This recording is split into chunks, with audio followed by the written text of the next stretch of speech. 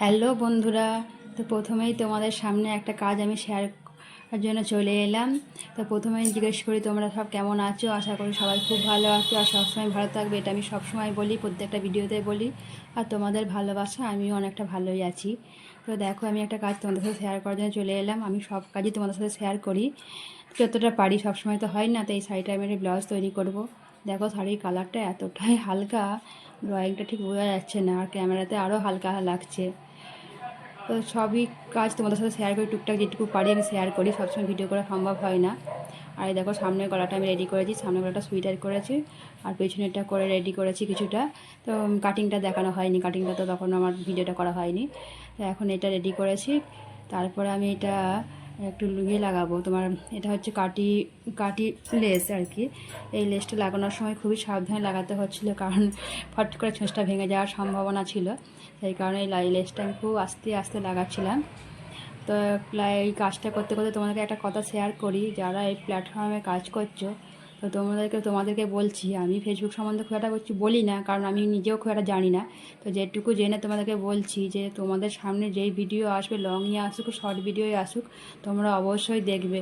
কারণ আমি ফল পেয়েছি, তাহলে কী বলতো, রিচ এঙ্গেজমেন্টটা তোমাদের ঠিকঠাক থাকবে। আমি করি, আমার ওই জন্য কোনো সময় রেট হয় না। এবার অ্যাক্টিভ থাকার কারণে অনেক সময় রেট হতে পারে, কিন্তু সবসময় তো মানুষ অ্যাক্টিভ থাকতে পারে না। প্রত্যেকটা মানুষ হয়তো কিছু কিছু কাজে ব্যস্ত থাকে, নানা রকম কাজে ব্যস্ত থাকে। তো এইটাই আমি বললাম। তো একটু যারা এই কাজ করছো তারা অবশ্যই একটু যেই ভিডিও সামনে আসবে সেই ভিডিওটাই একটু দেখবে, লাইক কমেন্ট একটু করবে।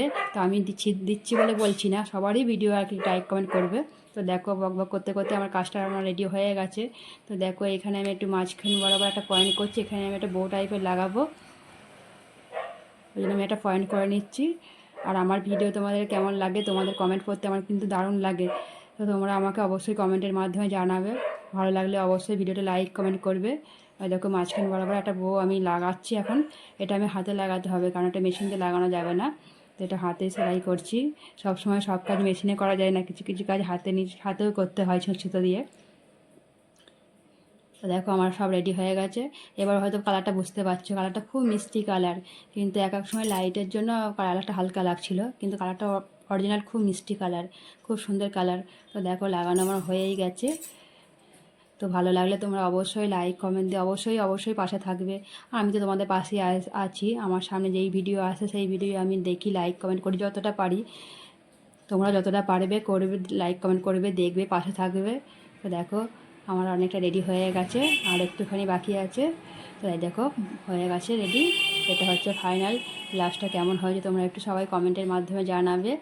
এই দেখো, এটা গায়ে পড়লে তো ঠিকঠাক বসে যাবে, এখন হাতে নিয়ে আছি বলে ঠিকঠাক হয়তো তোমরা বুঝতে পারছো না।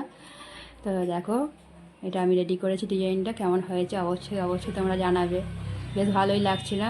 কালারটা এবার বুঝতে পারছো, কালারটা খুব মিষ্টি কালার। তো আমার ভিডিও ভালো লাগলে তোমরা অবশ্যই পাশে থেকো আর লাইক কমেন্ট করে। তো আজকের মতো এইটুকুই। এই দেখো আমার ফিনিশিং হয়ে গেছে। আর এখন একটু হেমটা বাকি আছে, হেম আছে, হুঁকের ঘরগুলো পরে করে নেব।